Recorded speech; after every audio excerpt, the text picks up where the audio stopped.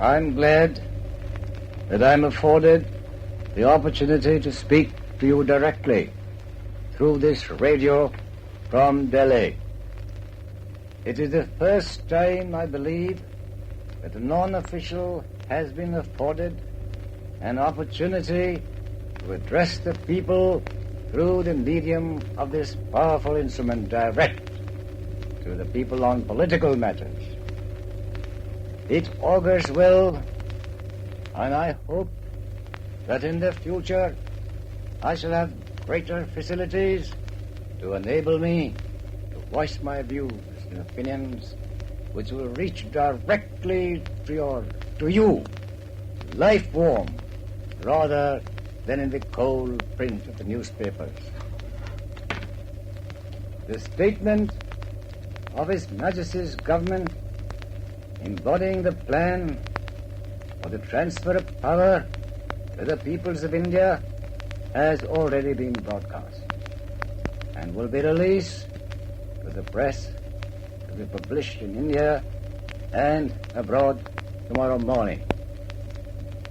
It gives the outlines of the plan for us to give it our most earnest consideration.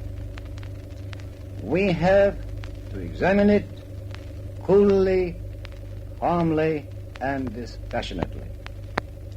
We must remember that we have to take momentous decisions and handle grave issues facing us in the solution of the complex political problem of this great subcontinent inhabited by 400 millions of people. The world has no parallel for the most onerous and difficult task which we have to perform. Grave responsibilities lies particularly on the shoulders of Indian leaders. Therefore, we must galvanize and concentrate all our energies to see that the transfer of power is effected in a peaceful and orderly manner. I most earnestly appeal to every community, and particularly to Muslim India, to maintain peace and order. We must examine the plan, its letter and spirit, and come to our conclusions and take our decisions. I pray to God that at this critical moment He may guide us and enable us to discharge our responsibilities in a wise and a statesmanlike manner, having regard to the sum total or the plan as a whole. It is clear the plan does not meet in some important respects our point of view, and we cannot say or feel that we are satisfied or that we agree with some of the matters dealt with by the plan.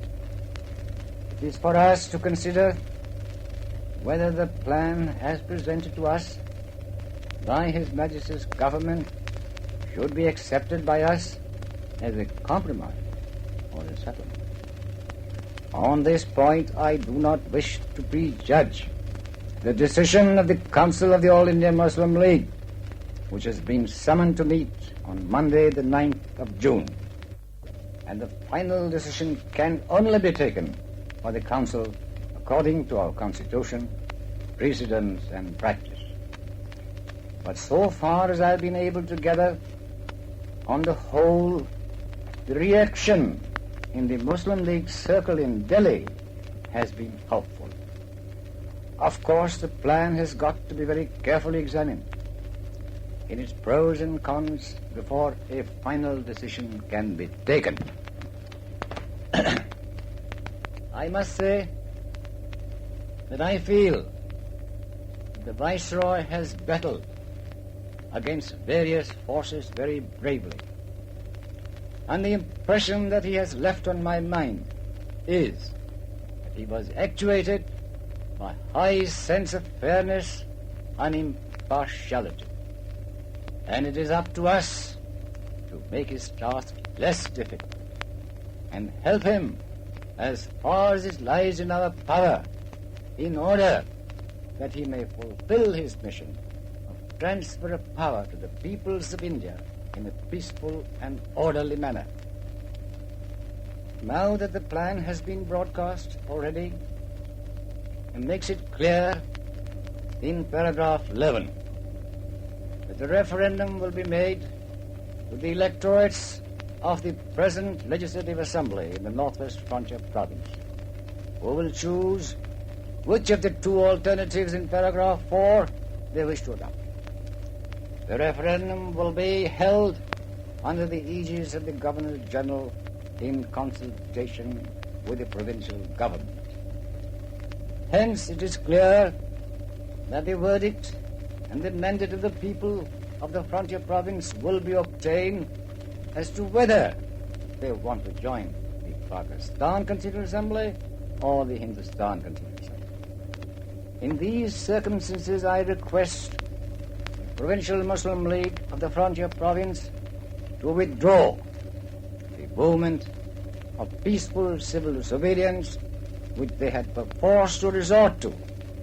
And I call upon all the leaders of the Muslim League and the Muslimans generally to organize our people to face this referendum with hope and courage.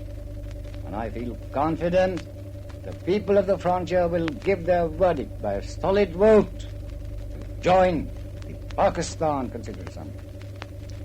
I cannot but express my appreciation of the sufferings and sacrifices made by all classes of the Muslims, and particularly the great part that the women of the frontier played in the fight for our civil liberties. Without apportioning blame, and this is hardly the moment to do so, I deeply sympathize with all those who have suffered and those who died and whose properties were subjected to destruction. And I fervently hope the frontier will go through this referendum in a peaceful manner, and it should be the anxiety of everyone to obtain a fair, free, true verdict of the people of the frontier. Once more, I most earnestly appeal to all to maintain peace and order. Pakistan, Zindabad.